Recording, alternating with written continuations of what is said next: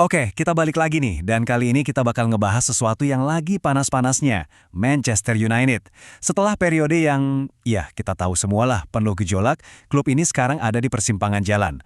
Mulai dari siapa manajernya, sampai nasib para pemain bintang, kita akan bedah tuntas semua keputusan penting yang bakal nentuin masa depan United. Pertanyaan besarnya sekarang, ini tuh krisis beneran atau cuma bagian dari sebuah transisi besar aja sih?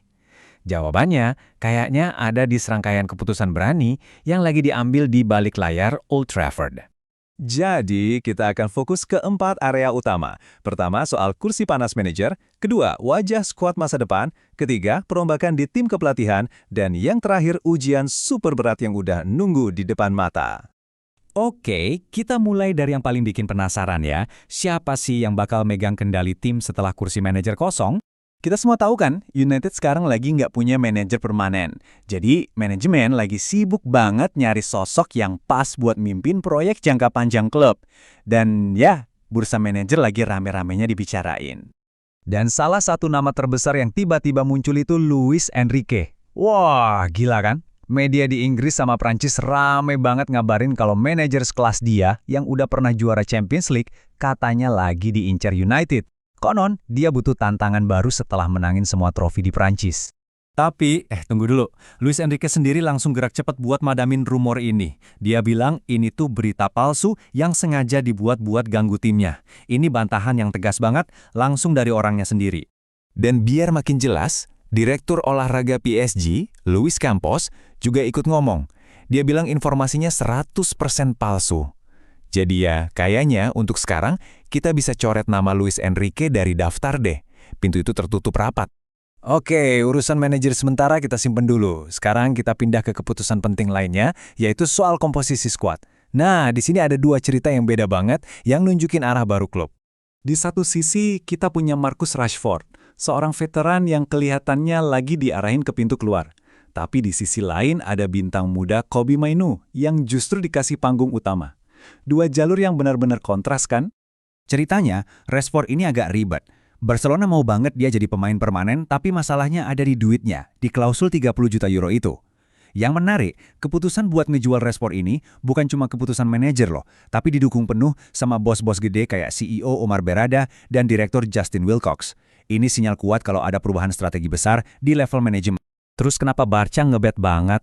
Ya lihat aja statistiknya. 18 kontribusi gol, 7 gol, 11 assist dari 27 pertandingan. Itu gila banget. Jelas dia jadi pemain penting buat mereka di sana. Nah, sekarang kita lihat kebalikannya. Kobbie Mainoo dulu sempat dianggap belum siap, sekarang di bawah manajer interim Michael Carrick, nasibnya berubah total.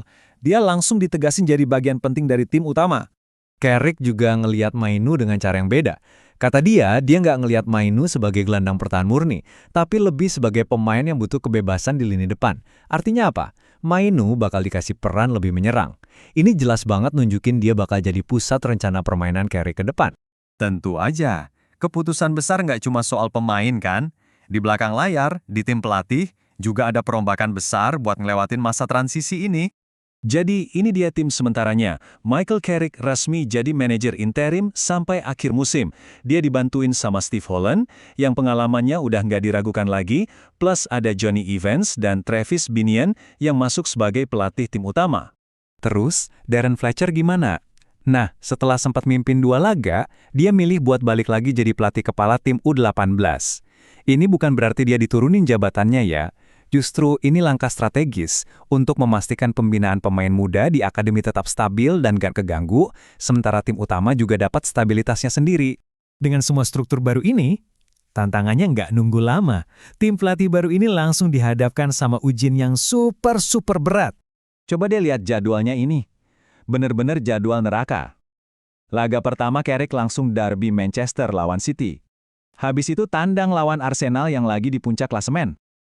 Belum selesai, masih ada Fulham, Tottenham, sama West Ham. 5 pertandingan pertama ini bakal jadi ujian mental yang sesungguhnya buat Carrick dan seluruh tim. Jadi, ini dia pertanyaan utamanya. Dengan semua keputusan yang udah diambil ini, kira-kira Michael Carrick bisa nggak ya membawa Manchester United melewati badai ini? Langkah-langkah pertama udah diambil, tapi perjalanan yang sebenarnya baru aja dimulai. Wah, kita bakal saksikan sama-sama.